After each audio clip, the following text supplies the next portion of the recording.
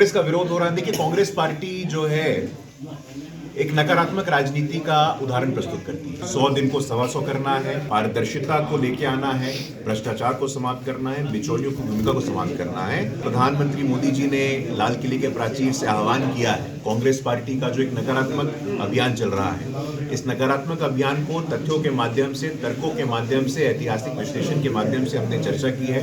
Congress party का चाल, चेहरा और चरित्र मैंने अभी अपने प्रेस वार्ता के बीच में एक उदाहरण भी दिया आप लोगों को। कांग्रेस पार्टी के विरोध का कोई अर्थ रह नहीं गया है। विरोध करने के लिए विरोध करना है। जी, आज प्रेस वार्ता सर बहुत ही अत्यंत महत्वपूर्ण विषय पे आज एनडीए के सभी हमारे जिला के अध्यक्ष लोग यहाँ बैठे हैं।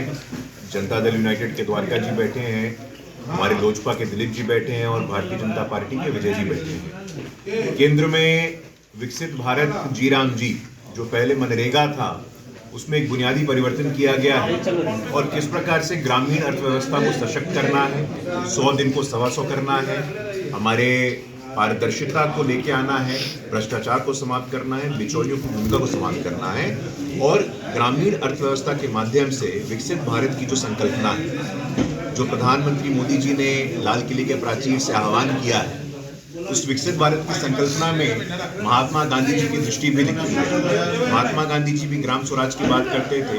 ग्राम स्वराज हो, ग्रामीण परिवेश और सशक्त हो, दलित, शोषित, पीड़ित, वंचित जो प्रधानमंत्री मोदी जी की चिंता में रहते हैं, वो कैसे सुदृढ़ अर्थव्यवस्था का एक अंग बने, उसके निमित्त कांग्रेस पार्टी का जो एक नकारात्मक अभियान चल रहा है, इस नकारात्मक अभियान को तथ्यों के माध्यम से, तर्कों के माध्यम से, ऐतिहासिक विश्लेषण के माध्यम से हमने चर्चा की है।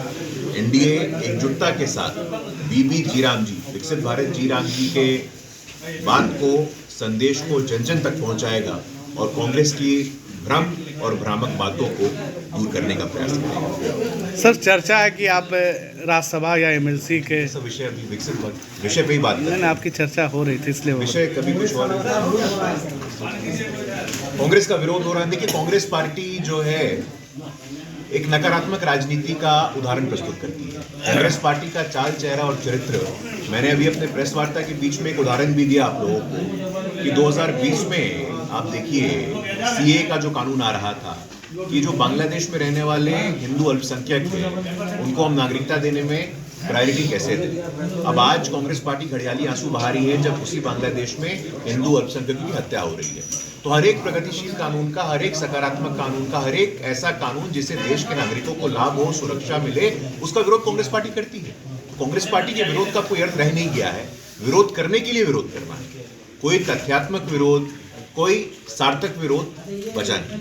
सर, बिहार में प्रचंड जीत तो मिली, अब बंगाल में भी चुनाव है। निश्चित रूप से देखिए, बिहार की जनता के हम आभारी हैं। बिहार लोकतंत्र की जननी है और विशेष तौर पे जब ज्ञान और मोक्ष की धरती पे हम बैठते हैं तो हमें इस बात का एक दायित्व भी मिलता है कि भाई जिम्मेवारी भी है कि इतने बड़े मैंडेट के साथ हमें न्याय करना है।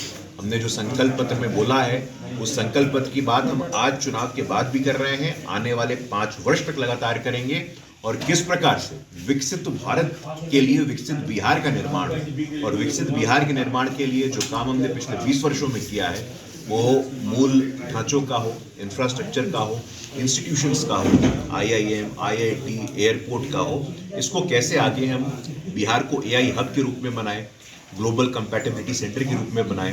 आने वाले समय में प्रधानमंत्री जी ने कहा है कि भाई पूर्वी भारत जो है वो समृद्ध भारत, उस समृद्ध भारत का जो द्वार बिंदु है ये बिहार कैसे बनेगा, आने वाले 5 वर्ष हम लोग इसके लिए पूरे पुरुषार्थ के साथ देने वाले हैं।